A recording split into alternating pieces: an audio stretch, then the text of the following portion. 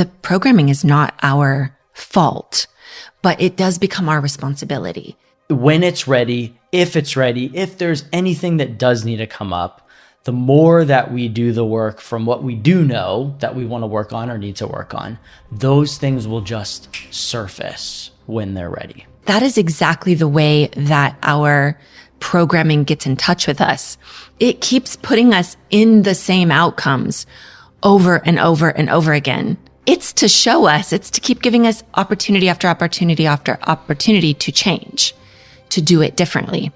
But to do it differently, we need the programming to change. Like even for those people who get songs stuck in your head, like it's because it's like some loop or some chorus or something that's like going and going, and like it wants to resolve.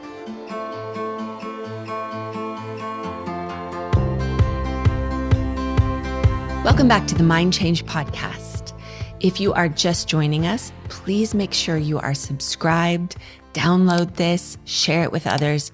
It really helps get the message out. All right, today, welcome back, Kent. Thanks. We are doing one of our infamous Q&Rs. Yeah, this is really a great time because like I love the questions that we get. We get questions from the student community on the platform. We get questions in Instagram and Facebook, and we get questions obviously on YouTube. And so we try to answer as many as we can. And sometimes we can't answer them as thoroughly as we'd like, just with some little typing. So or sometimes we answer them and they're so good we want to share them with other people. That is true. We do have a couple of those as well. Yeah. And then people send in questions that they have that maybe they didn't ask, right? And so all of those things we have here. So. And Kent, why do we call this a Q&R instead of a Q&A? Great question. So we do not feel that we have all the answers, but we are always happy to respond to people's questions. So we will give you the best of what we can, sharing our perspective, sharing our opinion, sharing what we have found in the work we've done with clients or with ourselves, and then allow you to make the decisions that are best for you. Great. Well, let's see how many we can get through. All right, let's do it. So this first one actually is one of the ones that you said that it's one that we did answer already on YouTube, but it's such a good question. A couple of these are such good questions that we thought, hey, maybe more than a few people seeing the response on YouTube, let's bring it to the larger audience. So this one says, thank you for the episode. This is a while back. A question I've been having recently as a newer mama who is learning about my kids and their developing brains. It seems like so much is wired into our brains the first 3 years of life. Yes. But those also happen to be the years that we really don't remember or have memories. I mean, we have memory, but yeah, conscious memory, right? So as I do mind change, a lot of it is recalling memories, but what if there are things in those first 3-4 years that I just don't remember, but those are the memories that need healing? Does that question make sense? Yes. Something I've been wondering lately. So yeah, thank you so much for this question. And you're spot on. Who's this from? Does it say? Yeah, this is Becky Lee. Okay. You're spot on that, and you already read my response, but I want to even broaden it. Is those early memories are so important to work through. And you're right that we don't necessarily have conscious memory of things like, I remember when I was 1 year old and I saw this and did that, but your brain still stores all the data. And so we have so many bits of data coming in all the time, right? And so when we're 1, 2, 3, 4 years old, although we may not consciously remember, it's still there. So how do we do it? Like, what do we do? Oftentimes, we'll ask questions when I'm working with a client or things like that. It's just like, if you did know, what would be there? The thing is that the subconscious mind works in ways that the conscious mind doesn't. So often it's just a feeling or a color or a sense or a mantra or something that you believe is made up, but like you don't really know why it's there. Like those are the things that you can start to dig into because they are really important. I would also say that this is good news that yes, we're learning a lot during that age and our brain is forming a lot, but we're not doing a ton of meaning making around that time. So often when we've got clients who are coming back and they're like, hey, this thing happened to me at birth when I was 2, when I was 3, 4, whatever. It's usually stories they were told that they've created memory out of. And all memory is created and all memory is changed every time we visit it. So, and we visit it hundreds and hundreds of times. So I think that that's important too, is that we can go back and access those things if people think that they're problems. But people frequently think that they're problems because they've been told that they're problems. So they may have a picture, but oftentimes it's family stories that have been told. And so in one sense, that's the good news, is it's all made up anyway. And we can go back and see what does come up, what's there. And very frequently we are finding beliefs and meanings and things that are very adult-centric kind of beliefs. And that's because we've retroactively gone back and changed those things and added to them. Very much. So Becky, if you're thinking about your little ones, ages 1 through 3 or 0 through 3, just love them, and your nervous system and the way that you are is going to have the biggest impact on them. So keep focusing on that. Keep doing that. That's going to be great. And if it's your own 1 through 3 memories that you're thinking about, if there's stuff there, we can deal with it. It's fine. Whatever comes up is what we can deal with. Yeah. And to add to what you're saying about this whole retroactive or putting an adult meaning on things. I mean, when we work with people, so often there's like, oh, when I was little, this happened, or dad did this, and it means this, and it means that he wasn't happy with me, or he was disappointed about it. I'm literally working with a client right now, and we are working through some things, and it's like all of this meaning making. And then once we strip away, which is again, the mind change work of like, just deconstructing and unlayering all the negative feelings, seeing, hearings, like you take all that away. And what's left is like, oh, actually, dad was really proud of me. But the way that we make meaning, because of all the things that happen in our life, we retroactively change things or add to things. And so that happens so often when, we're going back to work on our younger self, on our little self, and the meanings that we've made. So, yeah. Well, and so people will be like, no, but I know my dad wasn't proud of me and he was this and he was that. That's because we're looking back at what we believe to be our judgment of his experience. And he may have even said things. How many of us have said things or done things as parents? Parents. But even if you've got the guy that was bound and determined, your dad really didn't want you, let's say. Well, that's actually layered too. That's layered upon his experiences, his meaning making from his childhood. And if we were to unlayer all of that, what you find there underneath all of that is what would have been true had all those other things not occurred, had the programming not occurred the way that it had. And so the programming is not our fault, but it does become our responsibility. And so those things can be rewired. Yeah. Once we get into them. I'll close this part of the question by saying, like, it's what we tell the student community, that those in the course, like, we don't necessarily need to go spelunking for like, but probably something happened when I was 1 and I don't remember. And let me try to conjure up a problem that might have been there, right? When it's ready, if there's anything that does need to come up, the more that we do the work from what we do know that we want to work on or need to work on, those things will just surface when they're ready. Yeah. Yes, absolutely. Great question though. All right, let's do one that's on my list here. Why does it feel like I keep learning the same lesson over and over again? The people, jobs, and situations change, but somehow I always end up feeling the same way. This is from Stacy. Okay. So my first question would be, Stacy, are you doing mind change? Because that's important. That's an important question. because it is very, very, very rare for people to do mind change the way it's intended to be done with all of the tools we have, at our disposal and not change. I would say that's extremely rare, to never. So you might be entering into this and feeling like, yeah, but this is my life. But I would say that is exactly the way that our programming gets in touch with us. It keeps putting us in the same outcomes over and over and over again, not to punish us, not because we're evil or broken.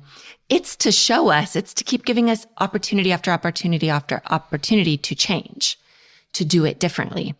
But to do it differently, we need the programming to change. Mm-hmm.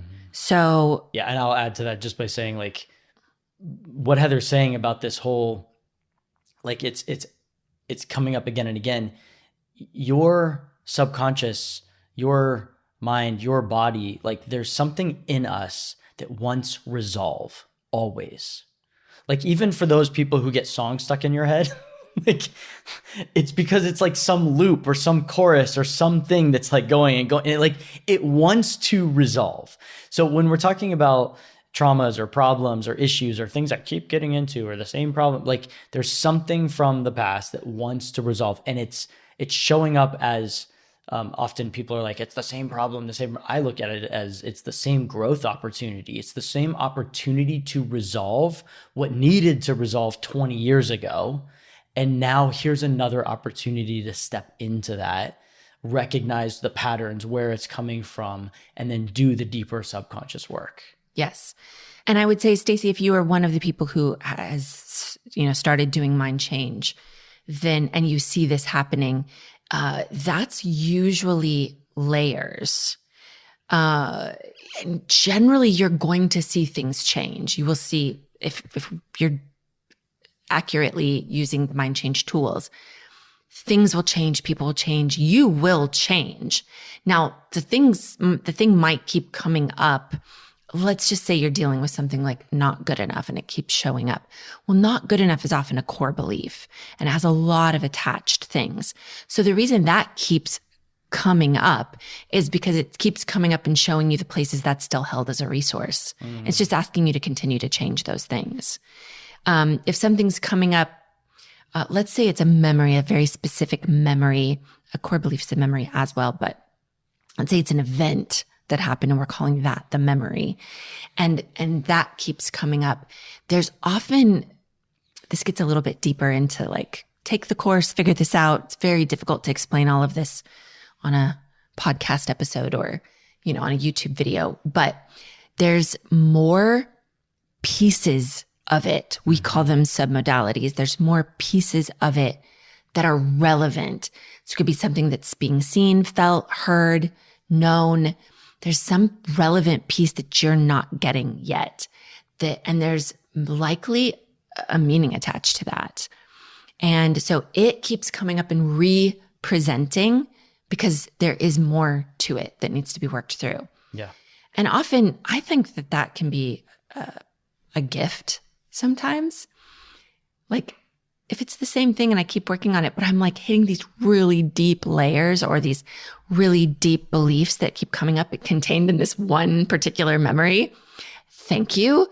Thank you for not having me chase through, nearly 50 years of my life to figure out all the places that this is coming in, that it just keeps representing in this one place to be resolved. Yeah. That can be a gift as well. The last thing I'll say is that there are some people who, and I've worked with them, where like, oh, well, I'm still kind of the same and this isn't really changing. But remember that memory is like when it reconsolidates, it actually, you don't recognize what's gone often. Now, sometimes it's very clear to us and we are like, oh, I used to be this way. Now I'm this, or this is how I used to respond.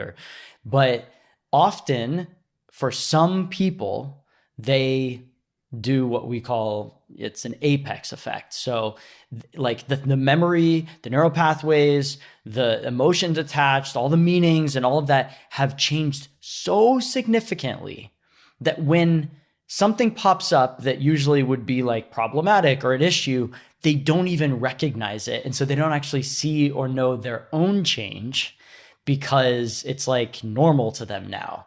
And so that can happen. We talk about this a lot in the student community and course community. This happens to people a lot. Yeah. And it's really good to have other people who are doing the work and know and have been with you along the way, that they're like, what are you talking about? Don't you remember this?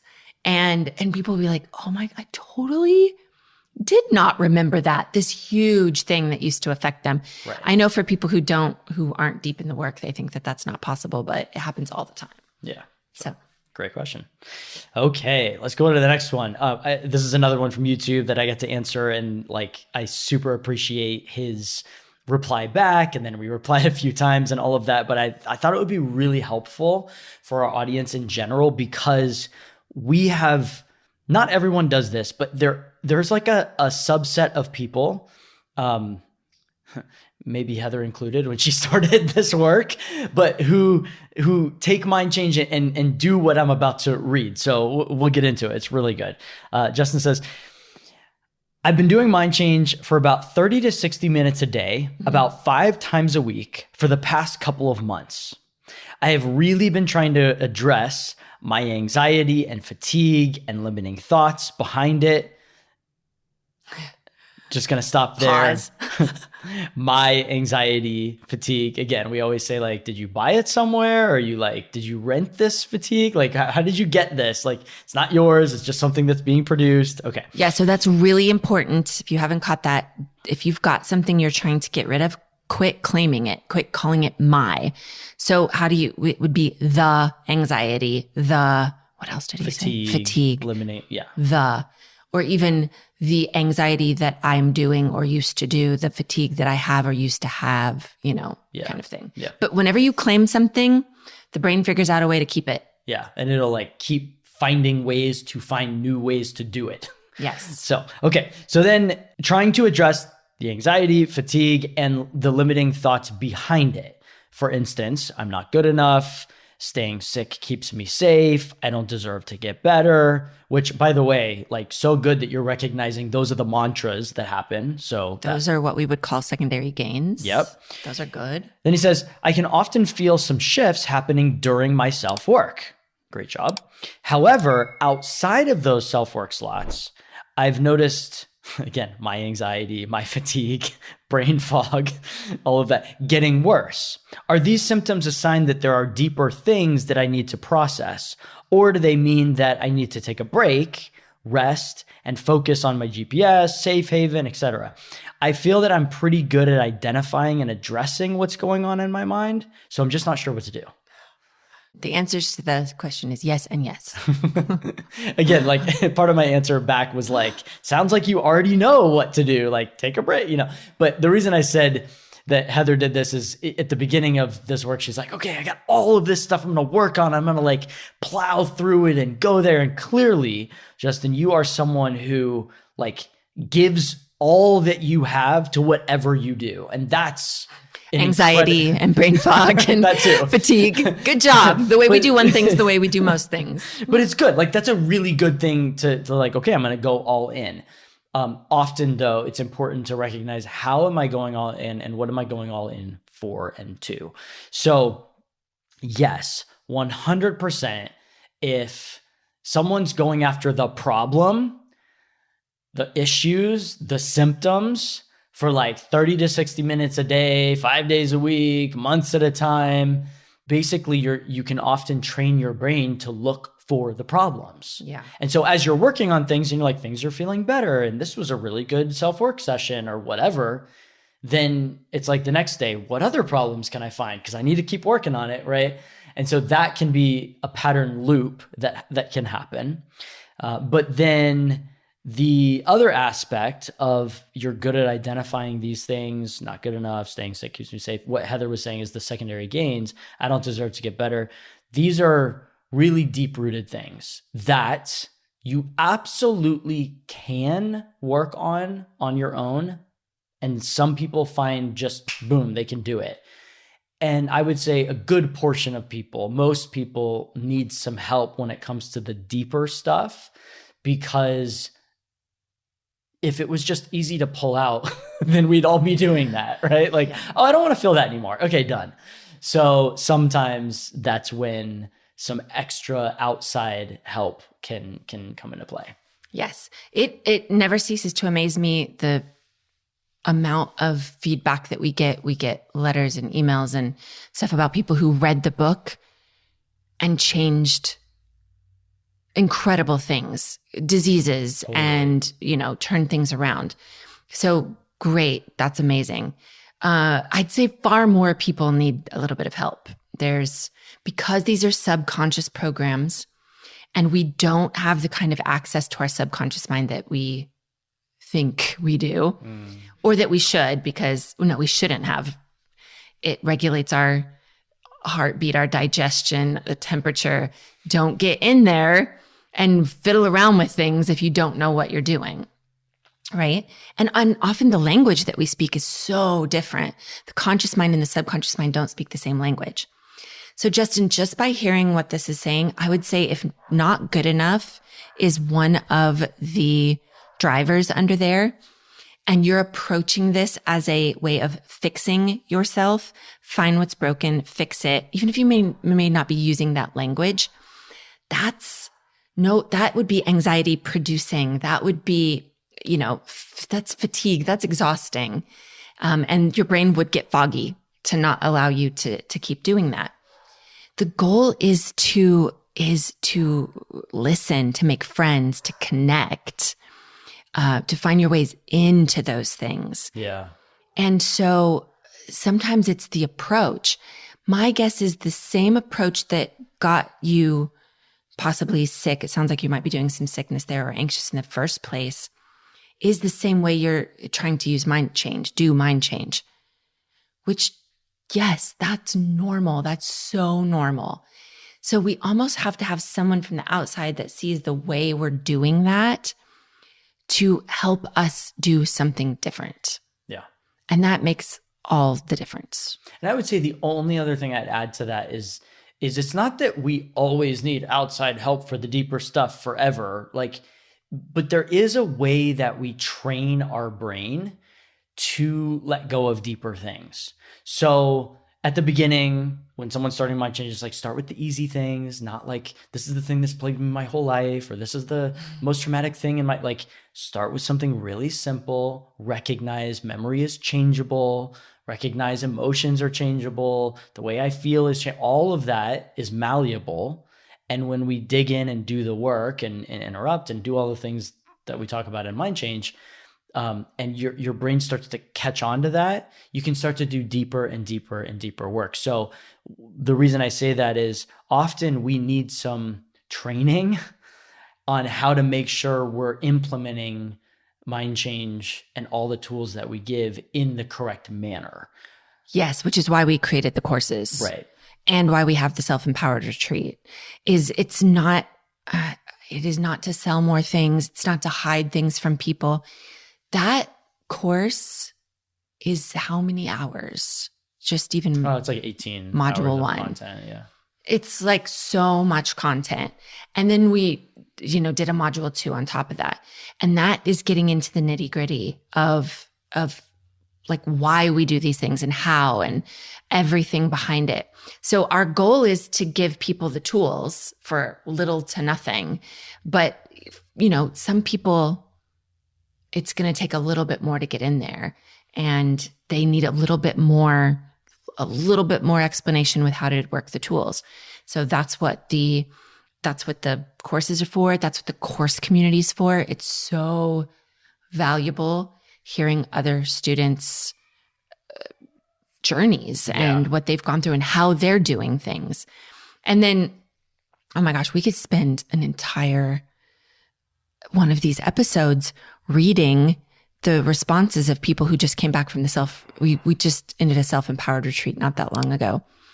And the responses are unbelievable, from people who have the course, who've done the work and now learned how to do it even better for themselves, it's self-empowerment. So anyway, Great stuff.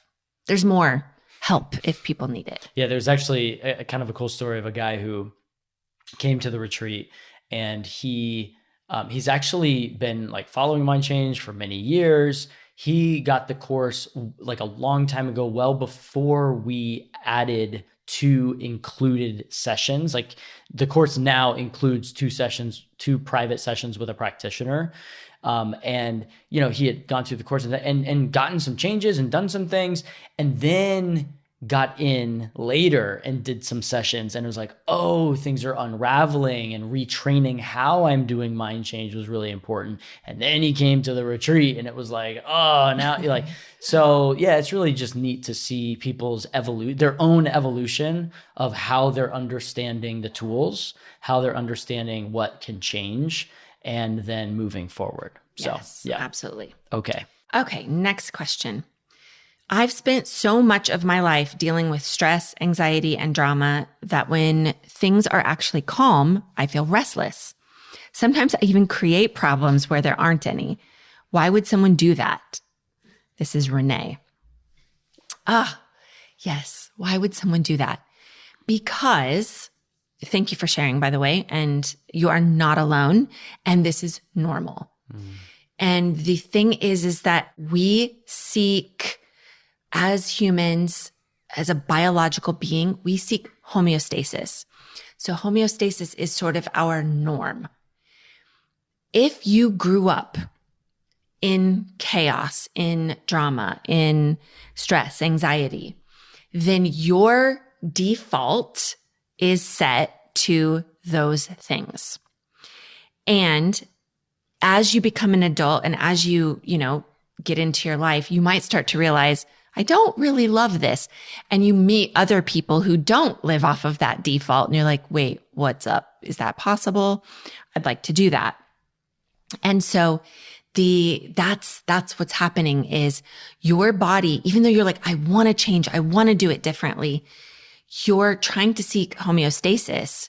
So your body, your mind is trying to pull you into an uncomfortable familiarity.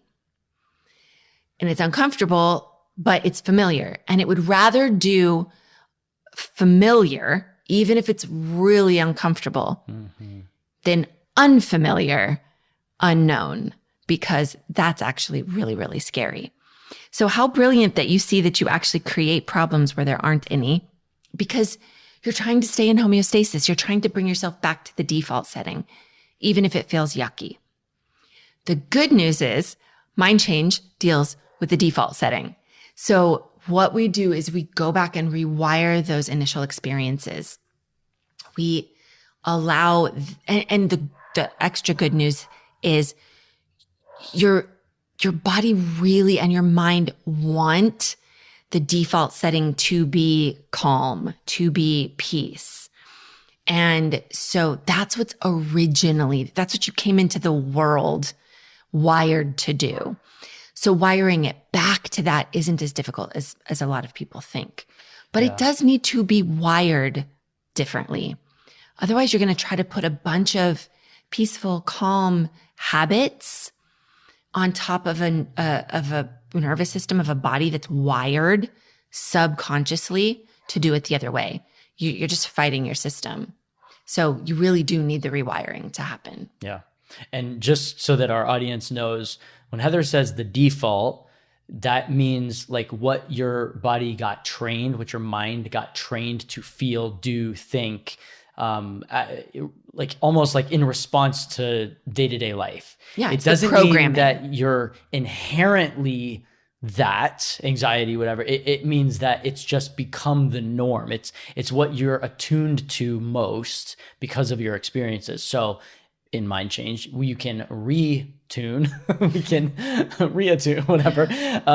We can realign, we can do the work so that the default is actually, you can step into, the default can be your inherent peace, love, excitement, whatever it is that who you are. So. Yes. Yep. So good job what you're doing there. Right? Okay. This is a good one. It says, this is by John. It says, I feel like I'm the only one in my relationship who's trying to grow, heal, and communicate differently. Can a relationship still improve if only one person is doing the work? Ooh, how interesting that it's John. We frequently hear this flip-flopped the other way. Yeah, women often are the ones who are like trying to do the thing and like dragging their husbands along or, whatever. Yes. Yeah.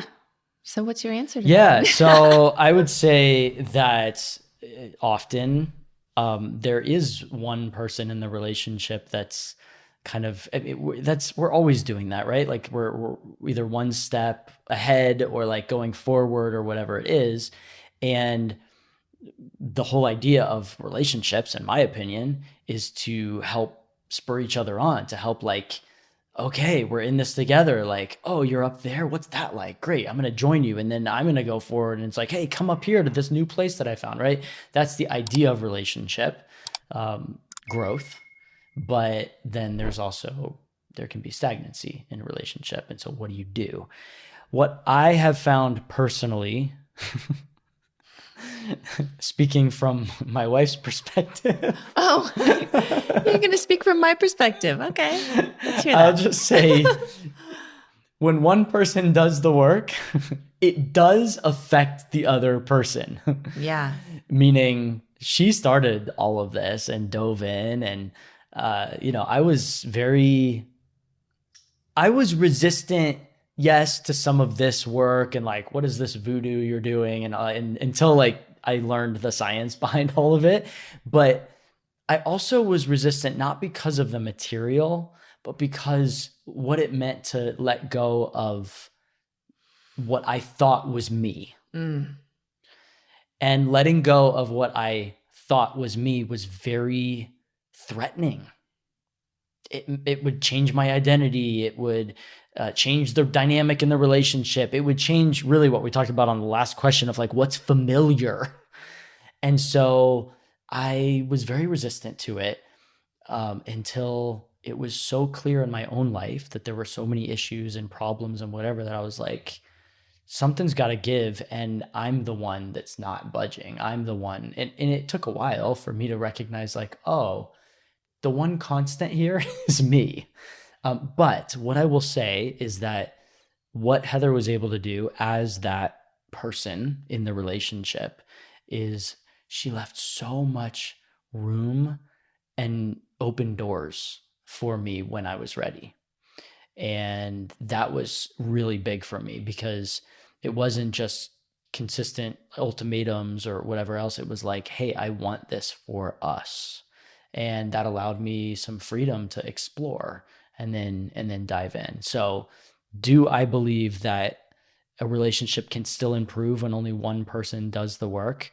Absolutely, because not just all that I explained, but also often when we're doing our own work, we're unlayering ways that we perceive our partner not doing the work or not growing or the way that they are or anything like that. And when we unlayer that, there's actually so much love underneath. Yeah. Yeah. In fact, it was someone I was just speaking to recently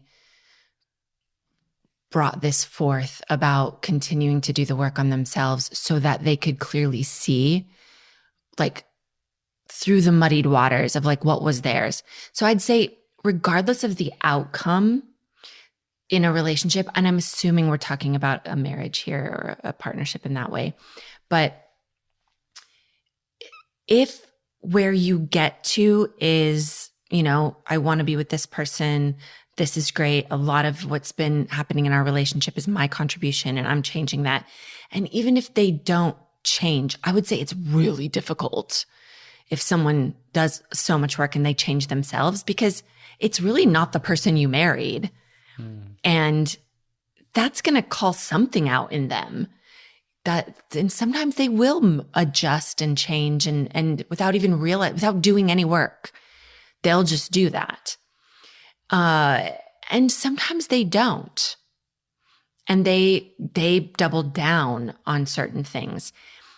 And either way, if you really do, the work and use mind change effectively, then you will make whatever decision needs to be made in love. Not maybe in love with, but through love. And we've seen this happen time and time again, is a lot of times relationships do improve and marriages improve, and that's usually the bigger story. But we've also seen that couples do decide to split, but it's actually through so much victory and through so much like love and understanding for the other person.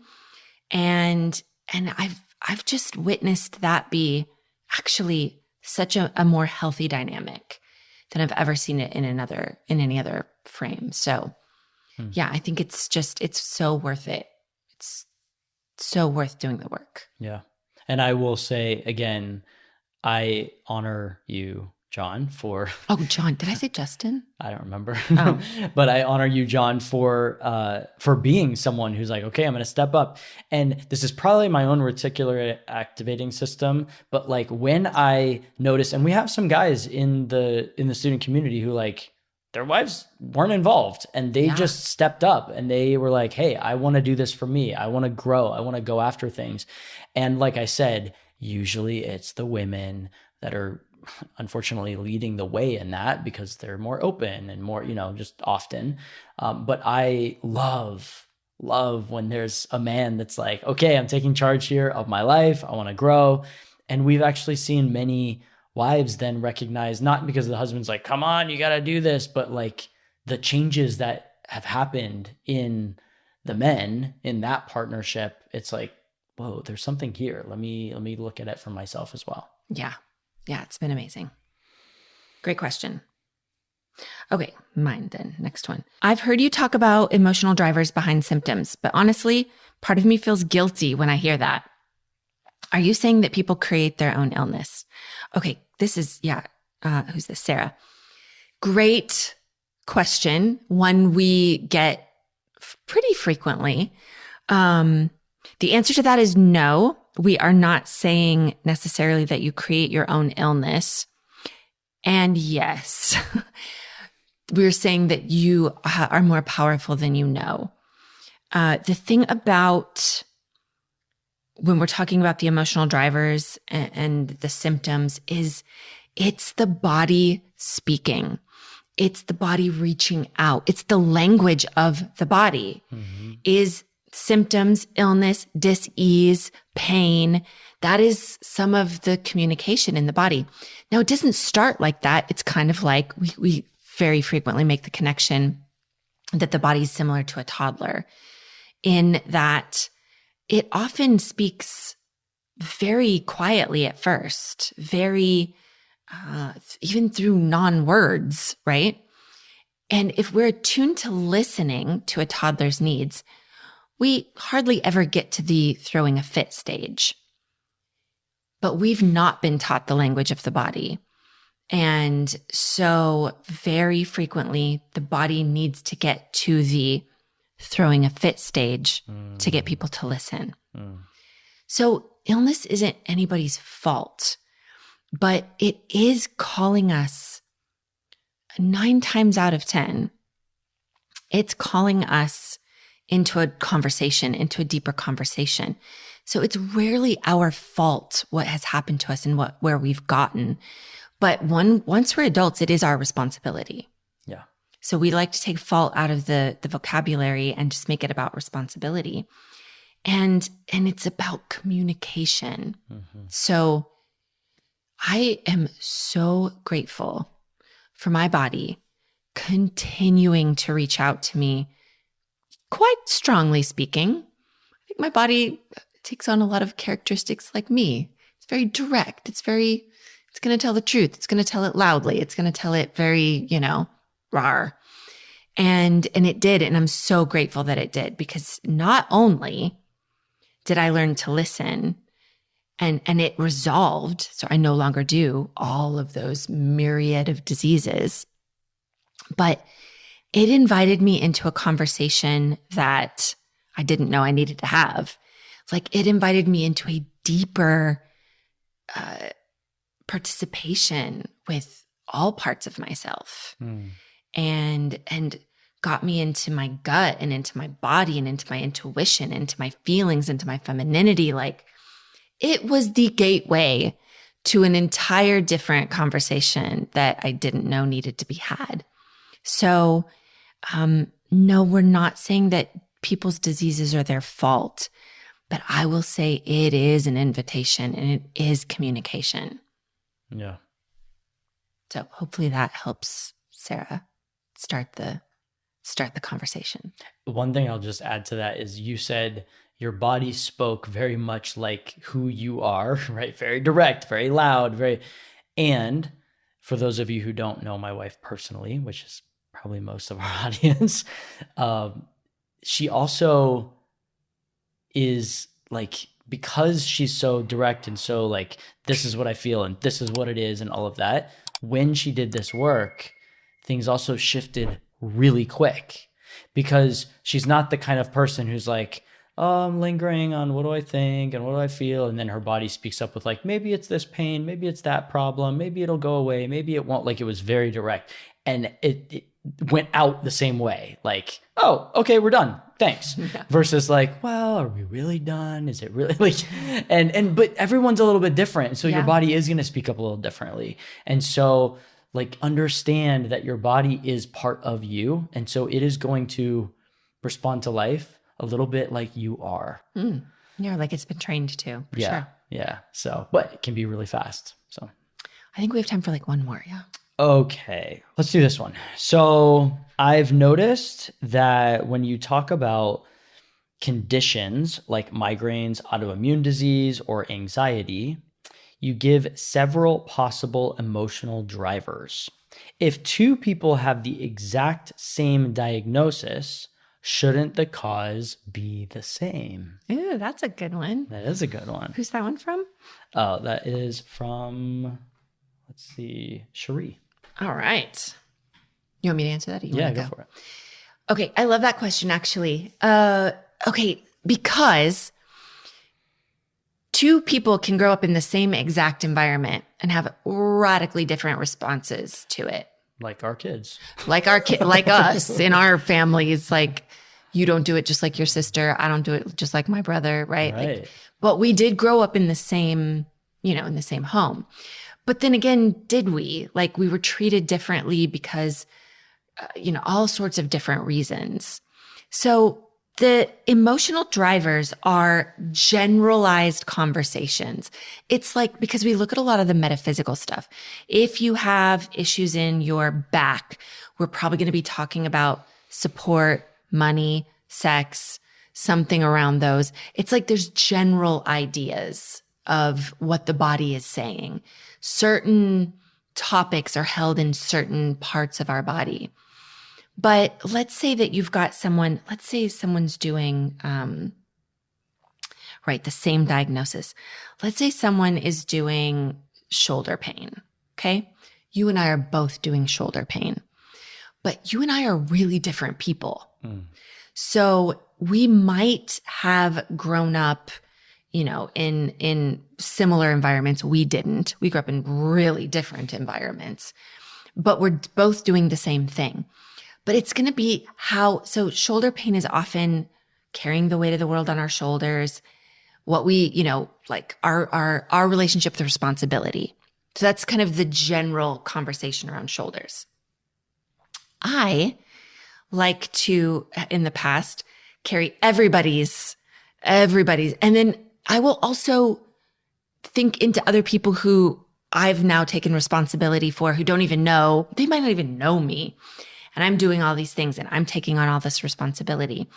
And so that came from a really different driver in childhood. One being growing up with, my parents divorced very early. There was a lot of addiction in my home. There was abuse in the home, blah, blah, blah. I was the firstborn. I took on a lot of responsibility. I took it upon myself at 4 and 5 or age somewhere around there to think I needed to be the one to take care of my mother, blah, blah, blah. So I have these kind of drivers of responsibility from that perspective, where you grew up with a bit of a different relationship with responsibility. Sure. Yeah. I mean, responsibility for me had more to do with like needing to, so I grew up in a highly religious environment, and there was some really like good things around that and good morals and good family life and all of that.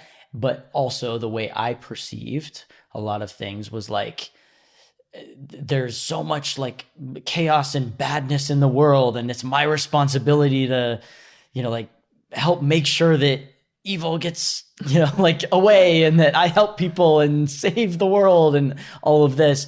And also a lot of like self-responsibility, that like, if I'm not doing it right, if I'm not doing it well, then like, oh, that means that like I'm letting people down, or people are going to be disappointed, or things like that. And then carrying that throughout my life to try to even to the point of like carrying a personification at times of like, everything's good, everything's fine, but actually holding the weight of how it's not, and just kind of fooling myself into thinking like everything. So very different ways of like carrying the weight of responsibility.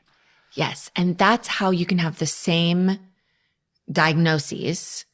And I need to give multiple emotional drivers, because it's people's relationship with, if it's shoulders responsibility, or it's people's relationship with sex, people's relationship with leadership, whatever, money. They have individual relationships with those things, so that even though, the back is support, money, and sex, people have different relationships with those. They mean different things based on the way that people were raised.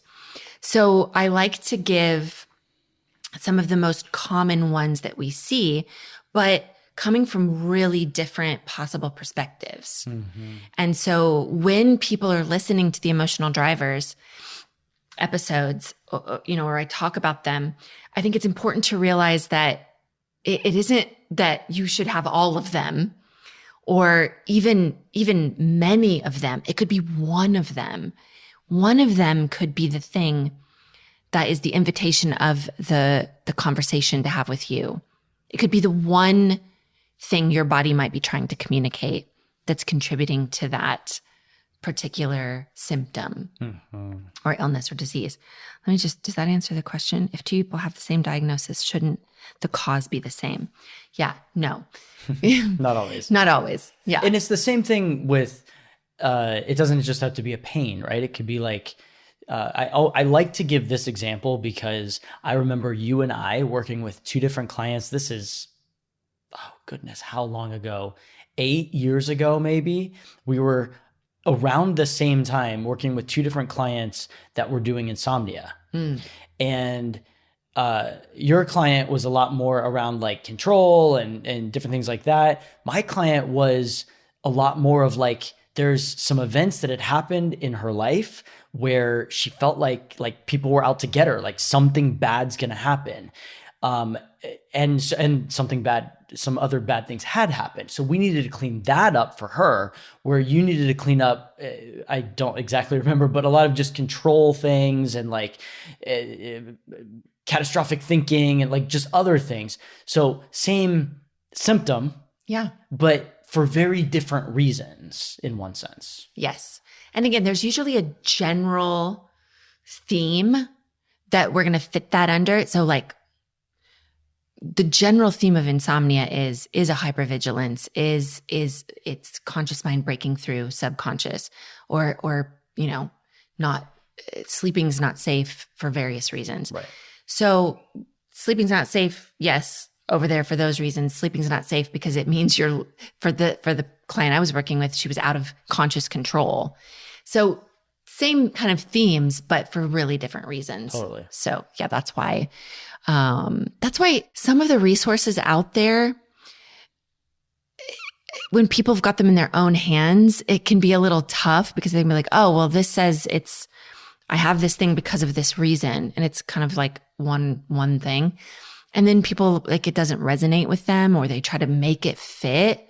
And so again, we're not doing this as a like diagnostic tool. It's more just, it's to help people understand that there's a conversation being initiated. And I will say the Emotional Driver series that you do is not because we really care about people discovering why they have the problems they have. Oh yeah, no. That's a lot of times what people go into them with, of like, oh, and this is why, and yes, but understanding more about why we have problems does not change the problem. Right. So the invitation that Heather is giving everybody during the Emotional Drivers is, hey, do any of these resonate? Great. If so, and this is something that you're doing, then dig into that, unravel it, and deconstruct whatever it is that you're holding in your mind and body about that situation in your life so that the body can stop speaking up in that way. Yes. Yeah. And there's some people who I've heard listen to those episodes and they're like, all of it's me all the time. You know, like, should I be doing all these diseases? No. And please stop listening it through that lens. I think you don't get to listen to them anymore. Just there's a little bit of more work that needs to happen. It isn't that. It's not to go and find out all the things that are wrong or all the whys. It's literally so that if someone out there who doesn't really know the work that well is doing that particular thing, they can understand that there's more to it than the diagnosis and the biological and the physiological and the medical aspect. And that it's really like, this is so many people's entryway in is through symptoms and disease and listen, that's where I started too, but that is not where I've ended up. So it's a beginning conversation for people. That's really what I do them for. And they're like, well, what do I do about it? Well, mind change is what you do about all of them. That's what you do about all of them. So what do I do about this one? Mind change. Mind change? Mind change? It's all of it comes back to doing mind change, because mind change is not magic. It is puzzle pieces that got put together with the way we work biologically, neurologically, neurobiologically. It just works because it works with the way we were designed to work. And we just figured those pieces out. And now we've got a system to work within that to change problems. We figure out this is the way people do them. This is how people do them. So we just reverse engineer that to how they do something different instead. Yeah. And if you're like, oh, okay, do mind change, what does that mean? Again, like, we have the book that explains the, neuroscience behind all of this, but also the course and the course community to really help you learn how to work on yourself and how to dig in. And there's some people, I don't want to read. I don't want to learn. I just want my problem to go away. Okay. Well, that's where you book sessions. Yes. Book one-on-one sessions, book a package with a trained practitioner, come and do an intensive. That's the start to that as well. And that's fine if you don't want to do all the reading and do all the learning. We do want you to understand that we can jumpstart you and we can change a ton of things, but we do want you to have the power. We want you to know the power is in your hands so that you don't have to keep coming back to us. You can keep coming back for top offs and level ups and all of that wonderful stuff, but we want the power to change to be in your hands, but it's very, very frequent that people need a jumpstart. Yeah. Great. Well, these are some really good questions. There's more, but this will be all for today. All right. Thank all of you who submitted questions, and for those of you tuning in to listen to the answers. If you have questions, please reach out to us. You can email us, podcast@mindchange.com. You can post your questions here. You can post them through social media. Probably emailing them is the best bet, but we will do more of these in the future. We'd love to hear your questions. And if this resonated with you or spoke to someone that you may know, please send this to them. Like, download, share, subscribe. Please do those things because it helps people find us. And when they find us, they can usually find answers to things that they've not found answers to before. So please help us help them. Thank you very much. And thank you for joining us once again on the Mind Change Podcast, where we are changing the world one mind at a time.